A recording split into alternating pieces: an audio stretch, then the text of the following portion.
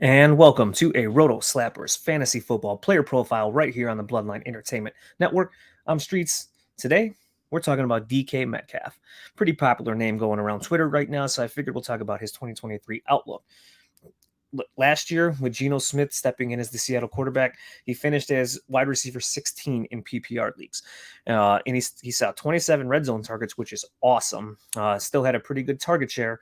And I do expect Geno Smith to be decent again this season. I don't think he's going to turn into a pumpkin and regress terribly. There's just too much talent in Seattle to do so, but I do see some regression coming.